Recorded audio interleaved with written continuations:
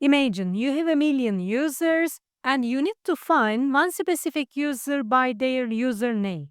Are you really going to loop through all 1 million records every single time? That's what we call ON operation and it's slow. There has to be a better way.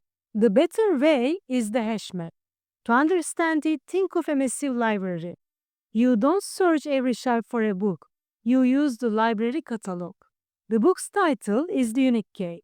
The book's location on the shelf is the value. You give the category the key and it gives you the value instantly. No searching required.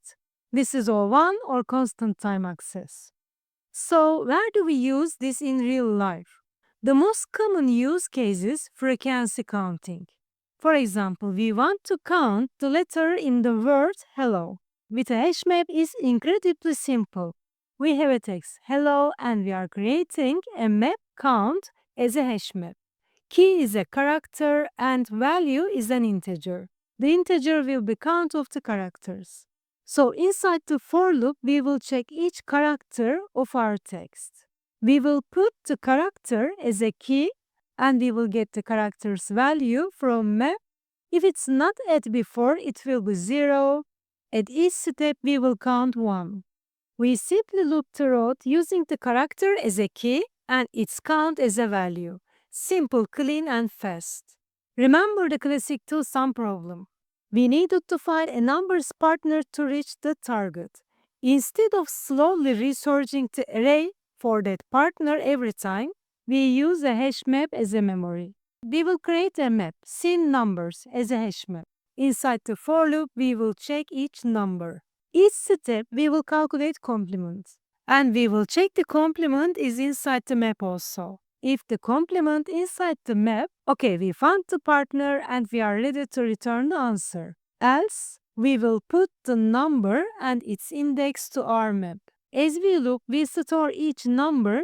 At every step, we just ask the map a simple O1 question. Hey, do you have seen the partner we need? No more slow, no nested loops. This single pattern is the key to solving hundreds of LeetCode problems efficiently. Okay, you understand the HashMap, but what about its cousin, HashSet? What is the difference? It's very simple. HashMap stores key-value pairs. HashSet stores only unique value. HashMap used when you need to store info about something. HashSet used when you only need to know if something exists. A HashSet is like being a bouncer at a VIP party with a guest list on a clipboard. Your only job is to check if a person's name is on the list. You don't care about their age, their job, or any other value. You only care about one thing. Are they on the list or not? A set stores only unique values and gives you an instant yes or no answer. It's perfect for tricking things you have already seen. The classic example for a hash set is the contains duplicate problem. We need to check a number has appeared before.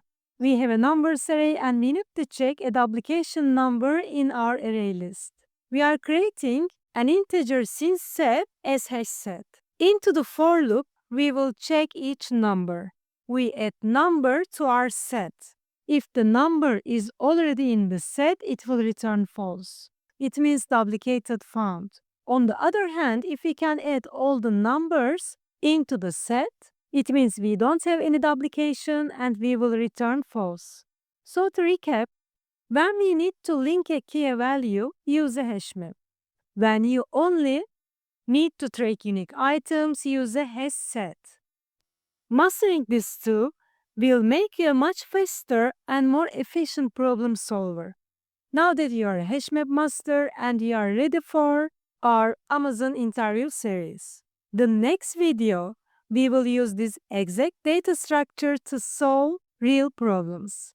Thank you for watching, friends. Don't forget to like and subscribe. See you in the next one.